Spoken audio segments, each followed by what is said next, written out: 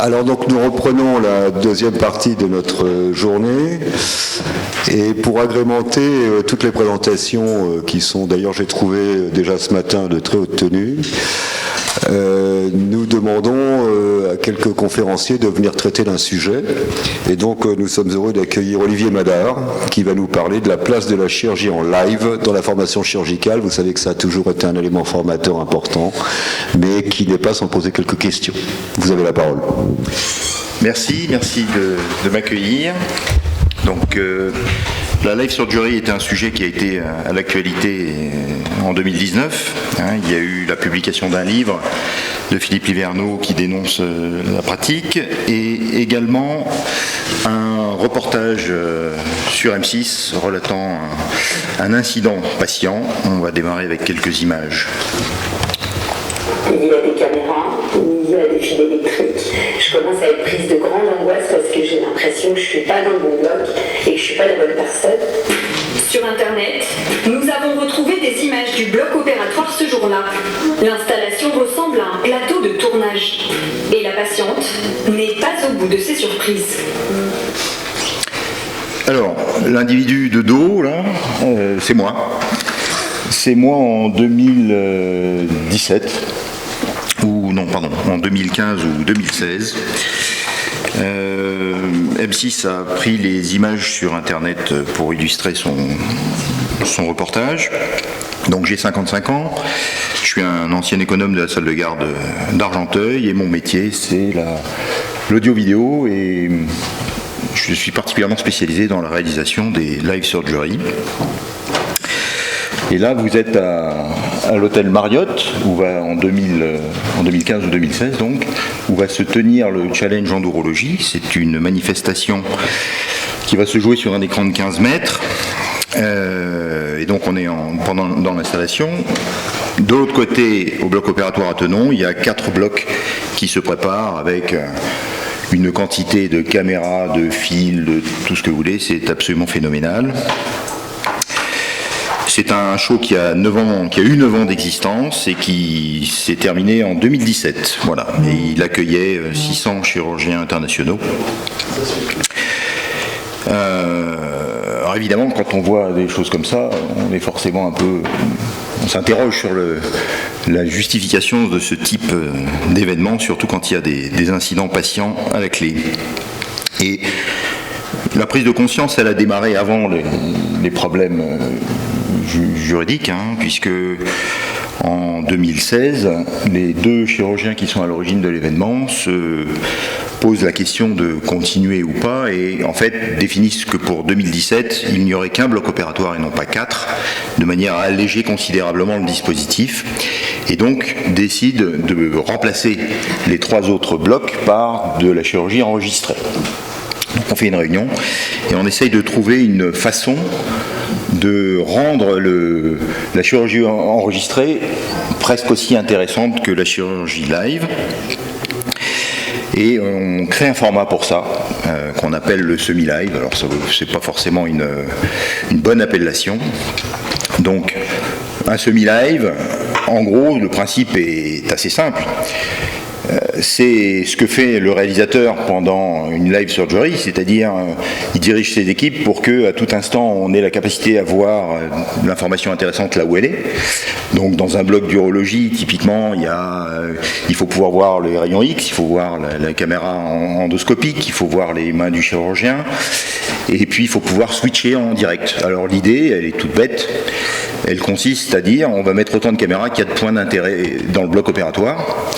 Et ma foi, à partir de ça, on va pouvoir restituer le live comme si on y était. Donc voilà, vous avez les mains du dessus, vous avez le plan large, vous avez la vision latérale, vous avez absolument tous les points de vue. Alors le problème, c'est évidemment que comme l'idée c'est d'aller ramasser les interventions là où elles sont pratiquées, il faut voyager. Et il ne faut pas voyager avec un 38 tonnes.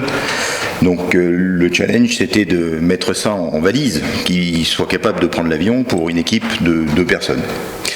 Donc on s'est mis à compter les câbles, et voilà ce qu'on obtient comme format le plus réduit pour rentrer dans le bloc opératoire et pour enregistrer absolument tous les flux.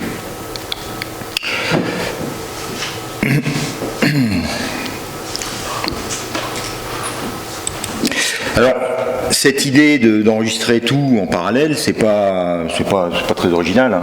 On fait ça sur les plateaux télé depuis longtemps, ça s'appelle le diverger. Et puis d'ailleurs, la réalité virtuelle repose sur le même principe. Quand vous avez une chirurgie en réalité virtuelle, en fait, ce que voit la caméra, c'est ce que vous voyez là à l'écran, hein. C'est-à-dire une vision à plat à 360 degrés de tout ce qui compose le bloc opératoire. Donc vous voyez le chirurgien là en bas à gauche avec son endoscope.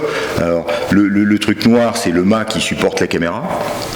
Et puis voilà. Alors vous allez voir au niveau de la table de montage, quand vous mettez le casque sur la tête, hop, vous voyez, la bascule elle s'effectue ici, vous passez en mode fenêtré. Et finalement le casque c'est quoi? C'est juste un écran avec un gyroscope et les mouvements de l'opérateur permettent de naviguer dans les 360 degrés qui ont été enregistrés. Donc là, avec le casque, je vais voir les mains du chirurgien. En relevant la tête, je vais aller voir son écran. Là, je vois l'anesthésiste et les techniciens. Et voilà. Donc, avec des mouvements de tête, je vais aller m'intéresser à ce que je veux dans le bloc opératoire. Mais c'est donc exactement le même principe. Et nous, on appelle ça la mosaïque.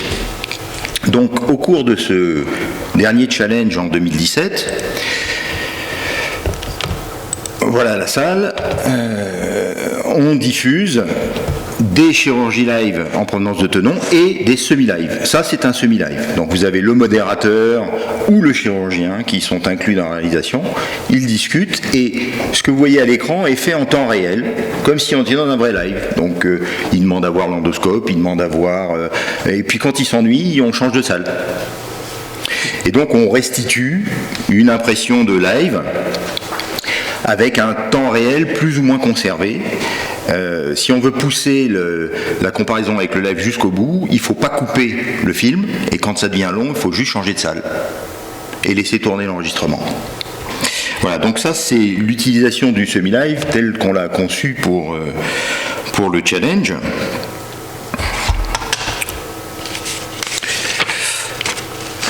À l'occasion de ce dernier événement en 2017 d'ailleurs, les chirurgiens ont fait une étude. Alors ils ont fait une étude qui n'était pas pour évaluer l'intérêt pédagogique de la live surgery, mais pour comparer l'intérêt pédagogique de la live surgery versus le semi-live surgery. Et donc, voilà, je l'ai dans les mains ici. La conclusion de cette étude, c'est que les praticiens considèrent qu'il n'y a pas de différence pédagogique entre la chirurgie enregistrée et restituée de cette façon et la vraie live surgery. Voilà, en gros l'étude dit ça, mais il y a quand même quelque chose d'intéressant qui n'est ni dans l'abstract ni dans la conclusion, qui est dans la discussion. Et dans la discussion, 30% des chirurgiens interrogés disent cependant que même si, d'un point de vue pédagogique, c'est égal, eh ben pour 30% d'eux, ils n'iraient pas à un congrès de chirurgie enregistrée. Alors ça pose question, parce que moi, c'est ce qui m'a le plus intéressé dans cette étude. Qu'est-ce qui fait que, d'un côté, on considère que c'est pédagogiquement pareil, mais c'est pas pareil. Alors, dans la discussion aussi de cette étude, il y a une amorce de réponse qui est assez pertinente. Il compare en fait le fait d'assister à un live surgery à regarder un match de foot en direct. C'est vrai que l'amateur de football aime voir son match en direct, il n'aime pas le voir en enregistré. C'est tout à fait exact. Et puis alors, il y a d'autres interprétations que je ne partage pas, mais comme quoi les personnes qui viennent voir un live surgery seraient plus attirées par le goût du sensationnel et seraient en fait à l'affût d'un événement indésirable, ou l'ego du chirurgien. Bon, personnellement, je ne pense pas du tout. Personnellement, je pense que ce qui intéresse les chirurgiens qui viennent regarder un live surgery, c'est de voir de la vraie chirurgie, de la vraie vie en fait, sans trucage. Alors je vous dis ça parce que j'ai une sensibilité un peu exacerbée là-dessus, puisque c'est moi qui fais les coupes. Donc typiquement quand on me demande de faire des films pour la chirurgie, on me demande aussi de faire les coupes. Donc je ne vous sers que des films qui sont parfaits, puisque tous les éléments un peu gênants ont été coupés au montage. Et c'est facile à comprendre, hein, que ce soit les sociétés savantes qui fassent la demande ou les industriels, il y a des enjeux économiques importants. Donc personne n'a envie de montrer sa technique sous son jour qui n'est pas le meilleur, et les industriels ont encore moins envie de montrer leur instrumentation dans des cas un peu défaillants. Hein, donc je pense que c'est essentiellement ça l'intérêt du live surgery, voir de la vraie vie et pouvoir se confronter à cette réalité. Alors il y a d'autres façons d'utiliser cette façon originale de filmer. On peut l'utiliser de façon tout à fait conventionnelle. Là, vous avez donc la fameuse vision mosaïque, hein, avec les endoscopes en haut et toutes les vues. Alors, on va couper le son, c'est pas la peine. Donc ça, c'est une utilisation des semi-live qui est faite par le WCE, World Congress of Endurology, depuis ces 2 dernières années. Donc vous avez toutes les visions à plat, et puis il me demande de faire des coupes temporelles, et il sélectionne l'écran le plus pertinent qu'ils veulent voir à un instant T donné, et ça fait du film chirurgical tout à fait classique, si ce n'est que effectivement on bénéficie de toute l'information utile à tout moment, puisque on a toujours toutes les vues qui apparaissent au bon moment. Alors, c'est une intervention un peu compliquée qui illustre assez bien l'intérêt, puisqu'il y a deux sites opératoires sur le même patient, donc ça fait beaucoup de choses à regarder en même temps. Voilà, donc ça c'était la deuxième utilisation de ce mode d'enregistrement de chirurgie. Je vous montre une troisième expérimentation qui est, à mon sens, assez intéressante. Donc c'est un semi-live qui a été enregistré à Rennes avec les équipes, avec le chef de service de Procto. Et puis ensuite, on a joué le semi-live non pas dans un congrès, mais on l'a joué sur un plateau télé. Et je vais couper le son. Voilà. Et donc voilà le Ciproudis et Béatrice Vincent-Bonnet, donc 2 chirurgiens. Et ils vont parler pendant 4 heures de chirurgie avec des arrêts sur image et en allant chercher les points de vue les plus intéressants. Mais ce qui est à mon sens intéressant, c'est la présence des 2 personnes que vous voyez sur l'écran de télé, qui sont des super experts en fait, qui participent à distance au plateau, et le tout est streamé à une communauté de proctologues sur internet. Et voilà, alors on l'a fait qu'une fois ce truc là, c'était assez expérimental, mais ça a très très bien fonctionné. Vous voyez la tablette là sur la table, les questions des internautes arrivent en direct là-dessus, et ça échange pendant vraiment 4 heures assez haut niveau.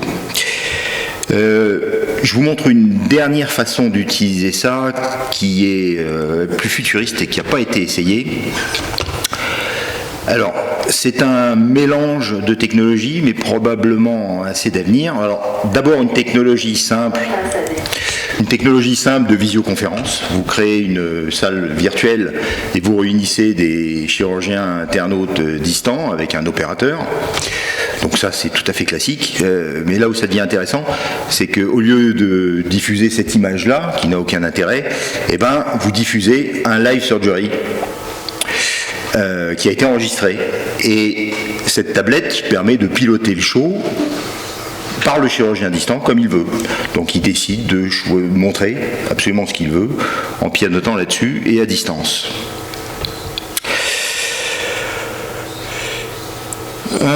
Voilà, alors il y a la pédagogie chirurgicale, il y a quand même beaucoup de personnes qui s'y intéressent. Hein. Je vous cite quand même une société bordelaise qui s'appelle Invivox. Invivox, c'est une place de marché pour l'échange de savoir chirurgical. Hein. Donc vous êtes spécialiste d'une intervention, vous décidez d'ouvrir votre bloc opératoire et vous mettez un tarif. Et les chirurgiens du monde viennent se former chez vous. Alors, cette façon de filmer et d'alléger considérablement le dispositif dans le bloc opératoire nous a fait changer la façon de filmer les live surgery aussi. Hein. On est reparti en fait d'une page blanche. On s'est dit comment éviter le grand barnum, hein, parce que régie, câblage, etc., etc. Et donc on s'est dit qu'il fallait externaliser absolument tout ce qui pouvait être externalisé et ne laisser que le minimum. Le minimum, c'est ce que vous avez vu dans les valises en fait. Des petites caméras qui sont pilotées à distance et le minimum de techniciens aussi, parce que ça crée quand même énormément de perturbations. Donc on a réinventé le camion régie en fait, bêtement. On s'est dit, ok, on va fabriquer une régie pour faire ce genre de sport, mais on va repartir de zéro. Donc on a créé un camion autonome pour tout ce qui est Internet, autonome pour tout ce qui est production électrique, et on a conçu une régie pour le live surgery, et de façon à intégrer absolument tous les scénarios possibles. Alors c'est rendu, ça fonctionne ce truc-là grâce à la magie de la fibre optique. La fibre optique, c'est ce petit rouleau là, c'est ce petit câble qui fait 5 mm, et dans ces 5 mm, vous pouvez relier la salle où vous avez des apprenants, hein. Typiquement pour un workshop, vous allez avoir une vingtaine de chirurgiens rassemblés, et dans ces 5,5 mm, vous allez pouvoir assurer absolument tous les échanges qu'il y a entre le bloc opératoire et la salle. Et voilà, je vous montre un peu. Alors ça, c'est des images qui ont été réalisées chez Alain à Robert Debré. Et en fait, l'idée, c'est d'alléger le dispositif absolument au maximum. Je vous montre à quoi ça ressemble dans le bloc opératoire. Je vais aller chercher les 2 minutes 50. On voit ce qui se passe dans le bloc. Voilà, ça c'est le bloc opératoire. Et dans le bloc opératoire, il y a juste un opérateur. Il y a une caméra qui est une micro-caméra, voilà, qu'on voit un peu. Zut, je la vois pas bien, là. Retirez via la... Voilà, donc une toute petite caméra qui est sans fil, et voilà, les autres caméras, ce sont des caméras robotiques qui sont pilotées du camion. Et voilà, c'est les seuls éléments qui rentrent dans le bloc opératoire.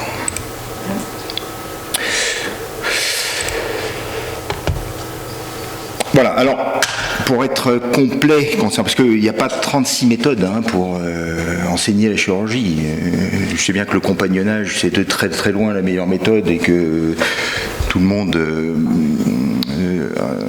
en réfère au compagnonnage, mais vous avez 2-3 personnes qui sont capables d'entrer dans le bloc. Au-delà de 2-3 personnes, il faut trouver des moyens techniques pour permettre de rassembler plus de monde à l'extérieur du bloc opératoire, et on passe directement dans la catégorie du live surgery. Alors ce qui est le vent, ce qui est très à la mode actuellement, c'est la simulation. Donc parlons quand même un petit peu de simulation. La simulation, ça vient vraiment de l'aéronautique. La simulation, c'est la création d'un simulateur, c'est-à-dire une machine capable de reproduire à la fois l'organe et les gestes qu'il faut effectuer. Donc, je connais très très peu de simulateurs en matière de chirurgie, parce que les coûts de développement sont absolument astronomiques. Alors parmi ceux que je connais, il y en a un qui s'appelle HelpMeSee, voilà. Donc là, ce sont des gens d'ailleurs qui viennent de l'aéronautique, et donc leur terrain de jeu, vous voyez, c'est ce qui est en rouge, c'est la cataracte dans le monde, donc un nombre de chirurgies absolument considérable. Et donc l'objectif de cette fondation, c'est d'éliminer la cataracte, ou du moins de l'opérer à un coût de l'ordre de $50. Donc, effectivement, après plusieurs années, je crois qu'il y a 4 ou 5 ans de recherche pour fabriquer le simulateur, et plusieurs millions de dollars investis, ils ont réussi à fabriquer un simulateur. Donc tout ça pour dire que la simulation, oui, tout le monde la souhaite, mais on ne l'aura pas on ne l'aura pas, ou pas au tarif qu'il faut mettre sur la table pour y arriver. Et que malheureusement on appelle un peu facilement simulation des choses qui ne sont pas. Hein. Une simulation d'entretien patient-chirurgien, oui, ça s'appelle simulation, mais c'est pas ça en fait. Hein. Pour apprendre la chirurgie, il faut quand même pouvoir y mettre les mains dedans, et c'est pas simple. Donc encore pour pas mal d'années, il va rester quoi ? Il va rester les outils un peu conventionnels audio-vidéo. Et le risque, c'est que dès qu'on fait rentrer une caméra et qu'on retransmet, on parle de live surgery. Et si on parle de live surgery aujourd'hui, on part avec un sacré handicap. Et que le risque majeur que je redoute, c'est la sanctuarisation excessive du bloc opératoire, c'est-à-dire l'impossibilité de faire accéder des caméras, alors que ce soit pour du direct ou du pas direct, je l'ai déjà vécu. Hein. Non, vous n'avez pas le droit de venir tourner au bloc. N'oubliez pas que c'est une autorisation qui est bipartite. Il y a bien sûr le chirurgien qui est à l'origine du projet, mais il y a aussi l'administration. Et l'administration, elle peut facilement décider que le bénéfice-risque n'est pas en faveur de ce type d'activité et purement et simplement interdire l'accès à la technologie dans le bloc. Donc voilà, c'est à partir de ça que je vous invite à démarrer la discussion. Merci.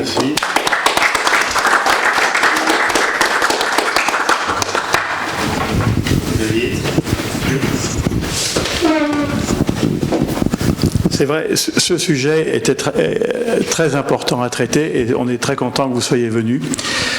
On a actuellement tous les moyens, et vous en avez expliqué quelques-uns, pour faire comme si on était en live, etc. Donc on a les moyens. Il y a une chose dont on n'a pas parlé, c'est le malade. Bon, il faut que le malade soit prévenu, il faut qu'il soit bien sûr d'accord. Après, il y a toutes les autorisations d'exercice illégal de la médecine, etc. Bon, ça, mettons ça à côté, c'est de l'administratif. Et puis il y a le chirurgien. Le chirurgien, il ne va pas réagir pareil si il est au bloc opératoire tous les matins pour faire l'opération qu'il fait tous les jours, ou quand il fait cette même opération avec 1000 personnes derrière qui regardent, et puis on a toujours de temps en temps un accro, et c'est là où il peut ne pas réagir comme il devrait réagir. Et donc c'est là où vraiment le live surgery, ça pose problème, parce que le malade peut être d'accord, mais le chirurgien, il n'est pas obligatoirement disons, contrôlable tout le temps. S'il y a un problème, il peut avoir une réaction qui est dans le contexte de la live et qui n'aurait pas eu dans le contexte normal du bloc. Donc je crois qu'il faut vraiment utiliser tous ces artifices qui font croire qu'on est comme si, mais qu'on ait la liberté du chirurgien et qu'on ait la liberté du malade. Et l'Académie de chirurgie a émis sur ce sujet une recommandation que vous avez sûrement lue, où on est quand même extrêmement prudent vis-à-vis de ce type de pratique. Il faut que toutes les conditions soient réunies, et en pratique c'est très difficile, surtout le chirurgien, de contrôler les réactions du chirurgien. Alors oui, c'est vrai, et d'ailleurs pour l'anecdote, j'ai tourné en Belgique il n'y a pas très longtemps avec un chirurgien sur une intervention de calcul, et donc c'était pas du live, hein, c'était de l'enregistrer, et tout se passe très bien, on arrête l'intervention et il dit « Ah, j'ai oublié d'aller voir de l'autre côté s'il n'y avait pas des calculs. » Voilà. Et je me suis posé la question, est-ce que c'est pas moi qui l'ai perturbé? Donc, et la réponse, c'est probablement que j'ai créé un facteur de perturbation pour ce chirurgien. Donc finalement, la perturbation, elle existe à des niveaux divers. C'est vrai que 1000 personnes dans une salle, surtout pour un chirurgien qui fait la traversée de l'Atlantique, c'est pas raisonnable. Mais à partir de quand est-ce qu'on met le curseur? Est-ce que ce qu'on a tourné à Robert Debré, par exemple, est-ce que c'est tolérable ou pas? En sachant que c'est quand même de la live surgery, puisque c'est du direct. Même si c'est pas du direct avec 1000 personnes, et même si l'ambiance est extrêmement décontractée, il n'y a pas d'enjeu, c'est quand même de la live surgery. Donc j'ai un problème, moi, pour positionner le curseur. Si vous voulez, nous, ce qui nous... Alors d'abord, vous représentez la technique. Absolument. On n'est pas là pour vous incriminer. Hein. Vous avez un peu vous avez le rôle qui n'est pas très agréable pour vous, mais bon. Mais nous, ce qu'on voit, c'est qu'il y a manifestement des dérives. D'abord, je ne parle pas du syndrome du torero, que ce soit du côté du public ou du côté du chirurgien, parce que ça, il faut mettre ça à part, mais je pense qu'il y a une composante de ça. Le problème, c'est, par exemple, le chirurgien qui opère et qui est organisateur. Parce que quand vous organisez un congrès, vous dites on va faire du live, alors bon, vous avez tout le truc, on vous dit bah tiens, il est 12h35, il faut qu'ils aillent bouffer, dépêche-toi. Enfin, il y a tout ça. Or, quand on opère, quelle que soit l'expérience, on a besoin d'être serein.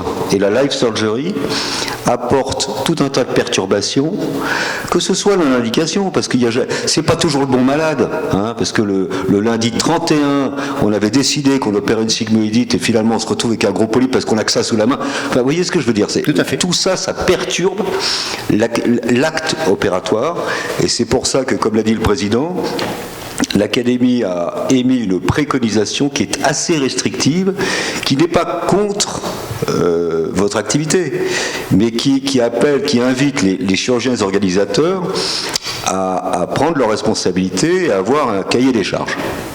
Allez-y. Moi, je pense que je suis d'accord avec vous, bien sûr, pour les facteurs de risque qu'il faut respecter, mais quand même, il y a, je pense que la life surgery est là aussi ses indications. C'est la problématique toujours qu'il y a trop de chirurgiens qui veulent faire de la life surgery, qu'ils ne sont pas adaptés à la life surgery. Ça aussi, c'est très important. C'est-à-dire qu'il faut que le chirurgien lui-même, même s'il est professeur, chef de service, qui est très très connu mondialement, il y a des excellents chirurgiens, ils ne sont pas faits pour la life surgery, il ne faut pas qu'ils fassent la life surgery. Et puis, il y a des autres chirurgiens qui peut-être qu'ils sont moyens, mais ils sont là pour faire de la life surgery, c'est-à-dire, il y a beaucoup de chirurgiens, dès que vous rentrez de caméra semi-life surgery, il va être perturbé. Si vous dites, je vais faire des photos, juste des photos de l'opération, ils sont perturbés, ils n'aiment pas faire de photos pendant l'opération. Il y a d'autres chirurgiens qui aiment ça. Donc je pense que c'est très difficile à généraliser.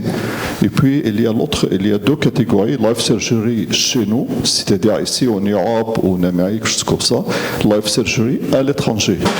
Le life surgery a changé. Si vous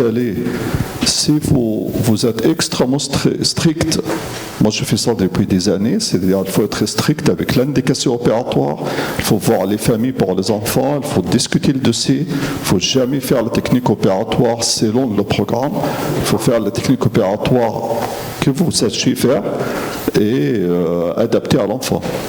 Et ensuite, quand même, vous rendez service énormément comme vous vous déplacez. Parce que vous faites quand même un workshop, vous avez 100 ou 200 personnes qui regardent, qui ne peuvent pas venir ici en France. Quand le workshop transmis, quand même, il a un coût qui est très très important. Il a un coût local pour les autres pays. Donc je pense que c'est les deux ensemble. On a travaillé beaucoup avec Olivier sur plusieurs workshops. Et si on respecte à 100% les indications opératoires, on respecte, il n'y a pas l'heure de repas, on ne le marque pas sur le programme opératoire. On opère dans les meilleures conditions.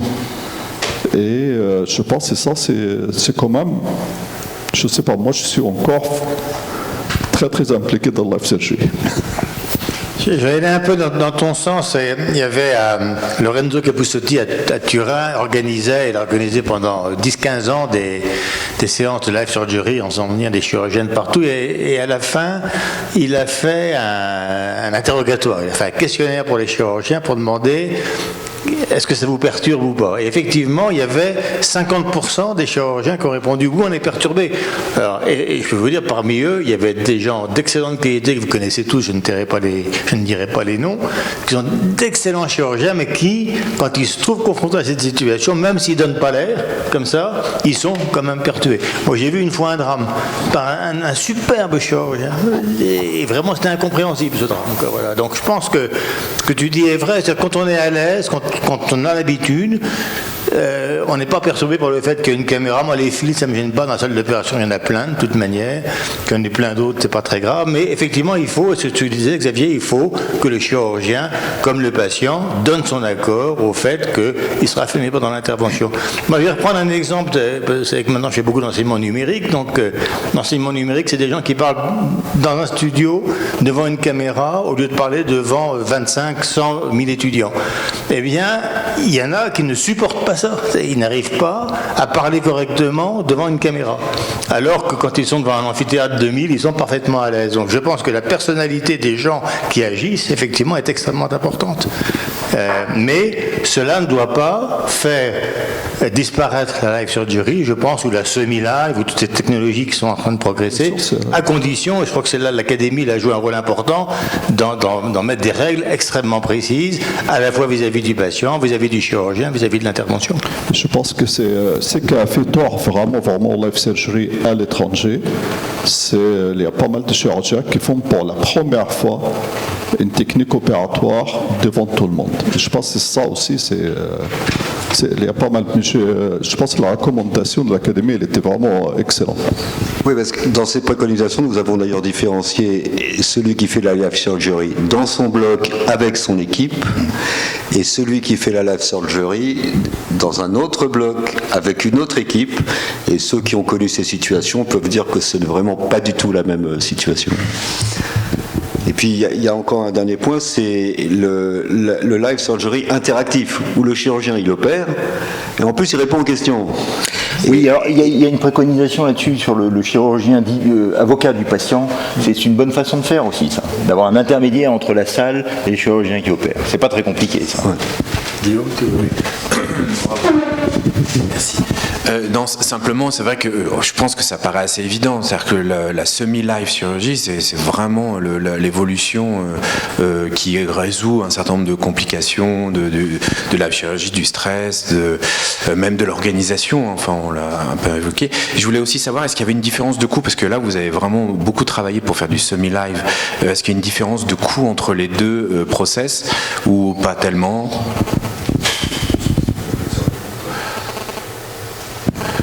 Bah, ça dépend du nombre d'interventions, parce qu'un semi-live chirurgie égale une intervention. Donc une intervention égale un voyage, et donc une prestation coût, quelque part. Ouais, donc c'est une forme d'organisation. Si vous organisez sur 3 jours dans un lieu unique 20 interventions, et qu'elles sont enregistrées en vue d'une diffusion congrès, ça va vous coûter très peu. Oui, donc on a si tout par intérêt contre vous faites le tour du monde, évidemment les coûts s'envolent. Il faut savoir refuser. Moi j'ai un souvenir en Chine, où on a voulu me faire opérer un malade pendant 48 heures, m'a poursuivi pour me dire il faut vraiment que tu nous montres comment tu opères ce malade. C'était une très mauvaise indication, j'ai refusé. Depuis je ne suis plus réinvité dans cette ville de Chine. Bon. Mais je crois qu'il fallait absolument, d'ailleurs quelqu'un a accepté de l'opérer, et c'est très mal tiré d'affaire. Il ne fallait pas opérer ce patient. Donc je crois qu'il y a plein de facteurs qui rentrent en ligne de compte. Et donc on commence à percevoir tous ces facteurs. Avant, les gens adoraient aller à l'autre bout du monde, prendre un bistouri et opérer un malade. Je crois que maintenant on rentre dans un système qui est un système organisé. Et je crois qu'il faut que ce type d'apprentissage où on voit les chirurgiens opérer est quand même un bon moyen d'apprendre la chirurgie, complémentaire de tous les autres. Voilà. Mais surtout, mettons bien des garde-fous autour, et c'est ce que font Hubert et Xavier avec beaucoup de talent. Bien. J'aimerais dire le mot de la fin, parce que si vous appelez semi-live, à mon avis, c'est pas une bonne appellation. Oui. Parce qu'on peut croire que c'est du live alors que ça n'en est pas. Oui. Il faudrait l'appeler simu-live. On l'appelle mosaïque maintenant. Voilà. Vision mosaïque, on l'appelle. Bien. Eh bien, merci beaucoup. Merci.